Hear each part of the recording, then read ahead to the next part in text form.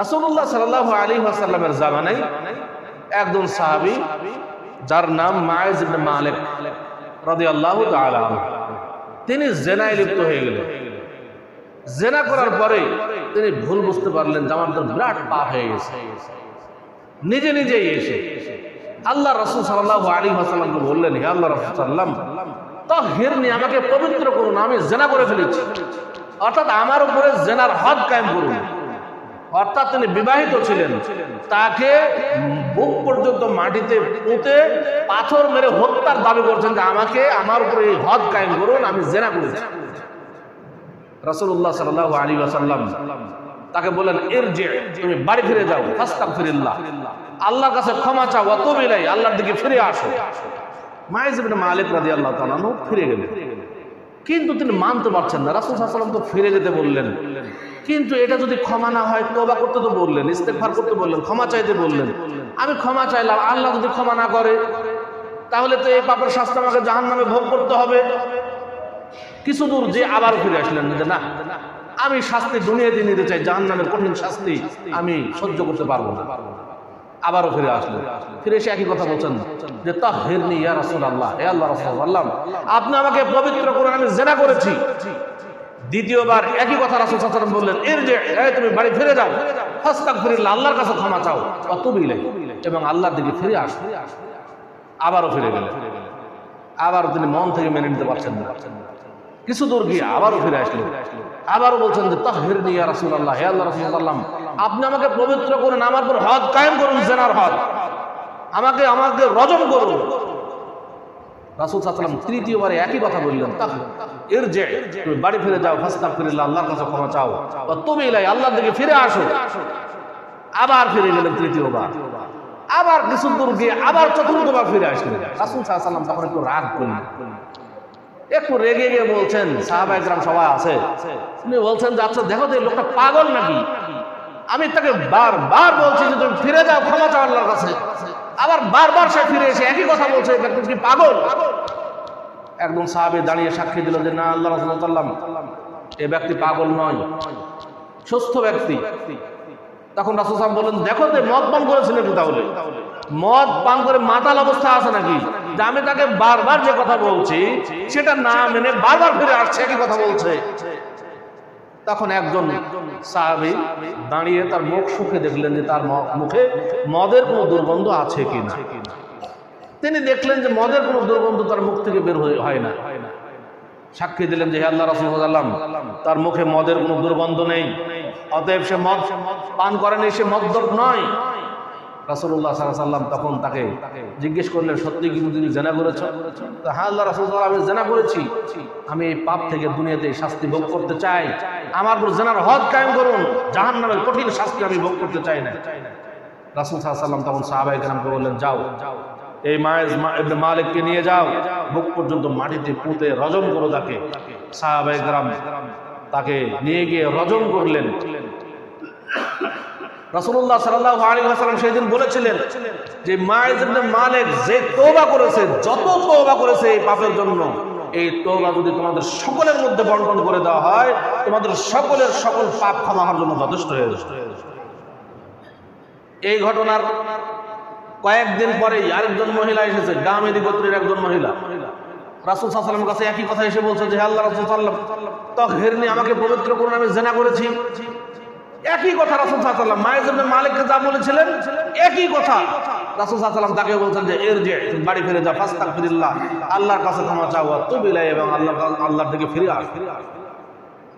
তখন ওই গামেদি মহিলা প্রথমবার যখন এই কথা বললেন, সাথে সাথেই গামেদি মহিলা বলছেন যে আপনি মাইজ ইবনে মালিককে যে কথা বলে ফিরিয়ে দিয়েছিলেন, আমাকেও কি ঠিক একই কথা বলে ফিরিয়ে দিবেন?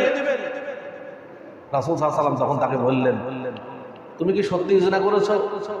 হ্যাঁ আমি সত্যি জিনা করেছি, এটা আমার জিনার সন্তান আমার পেটে, আমি এখন গর্ভবতী, এটা আমার প্রমাণ যে আমি যে জিনা করেছি, জিনার সন্তান, আমি এখন গর্ভবতী, অতএব আমার উপর জিনার হদ কায়েম করুন।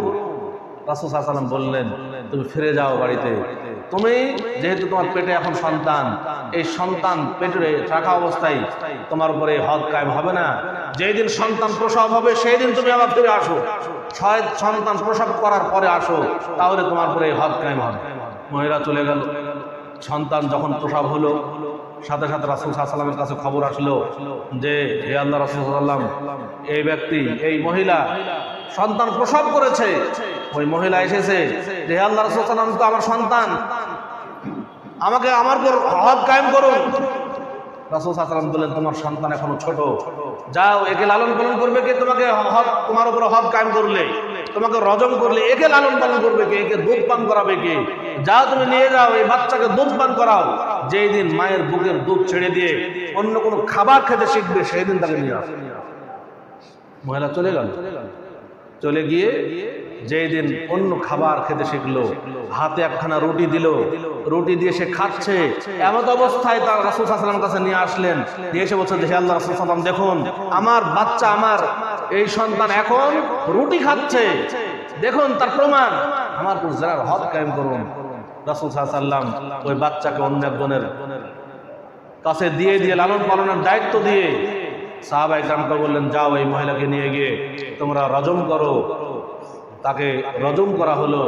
খালিদ ইবনে ওয়ালিদ সেদিন একটু সামনে বেড়ে গিয়ে তার মাথায় একটি পাথর দিয়ে যখন আঘাত করেছে, তার মাথা থেকে রক্ত ছিটকে এসে তার মুখে পড়লো। খালিদ ইবনে ওয়ালিদ তিরস্কার করে কিছু কথা বলছিল যে একদম জিনাকারিনীর রক্ত আমার মুখে এসে পড়েছে। রাসূল সাল্লাল্লাহু আলাইহি ওয়াসাল্লাম সাথে সাথে ধমক দিয়েছিলেন সেদিন খালিদ ইবনে ওয়ালিদকে যে হে খালিদ, তুমি থামো, তুমি এই মহিলা যত তওবা করেছে, এই তওবা যদি তোমাদের সকলের মধ্যে বন্টন করে দেওয়া হয়, তোমাদের সকলের জন্য যথেষ্ট হয়ে যাবে। সম্মানিত উপস্থিতি, অনেক কিছু শিক্ষার বিষয় আছে। বর্তমানে আমরা কোনো পাপ করলে আল্লাহর কাছে তো তওবা করেই না, সেটা কত কিভাবে গোপন করা যায়। মনে করি যে আর কেউ দেখলো না, কিন্তু তারা যেভাবে জাহান্নামের কঠিন শাস্তিকে ভয় করেছেন, এই ভয় আমাদের অন্তরে জাগ্রত হয় না। আমাদের এই অন্তরে ভয় জাগ্রত করতে হবে, জাহান্নামের কঠিন শাস্তির ভয়। এটা যদি জাগ্রত করতে পারি, তাহলে আমরা যাবতীয় পাপ থেকে বাঁচতে পারবো। যদি আমাদের অন্তর জাহান্নামের শাস্তি থেকে ভয় না করে, আল্লাহকে ভয় না করে, তাহলে আমি যতই চেষ্টা করি না পাপ থেকে বাঁচার জন্য, পাপ থেকে বাঁচা সম্ভব না। অন্তর থেকে আল্লাহকে ভয় করতে হবে, অন্তর থেকে জাহান্নামের কঠিন শাস্তিকে ভয় করতে হবে এবং জান্নাতে যাওয়ার জন্য চেষ্টা করতে হবে। আমরা যদি এখন প্রশ্ন করি যে কে কে জান্নাতে যেতে চান, তো আমরা সবাই হাত উঠাবো, আমরা সবাই জান্নাতে যেতে চাই। আপনি যদি একজন হিন্দুকেও জিজ্ঞেস করেন যে তুমি জান্নাতে যেতে চাও, তাহলে বলবো যে আমি অবশ্যই স্বর্গে যেতে চাই। পৃথিবীর কোনো মানুষ বলবে না যে আমি জান্নাতে যাব না, সবাই জান্নাতে যেতে চাই। কিন্তু জান্নাতে যেতে চাইলেই হবে না, জান্নাতের পথে চলতে হবে, জান্নাতের রাস্তায় হাঁটতে হবে, জান্নাতে যাওয়ার জন্য প্রচেষ্টা চালাইতে হবে। সাহাবায়ে কেরাম সবসময় জান্নাতের জন্য পাগল থাকতেন, কিভাবে জান্নাত হাসিল করা যায়। জান্নাতের, কারণ দুনিয়া তো ক্ষণস্থায়ী, এক সেকেন্ডের বিশ্বাস নেই, আজ আছি এক সেকেন্ড পর নাই।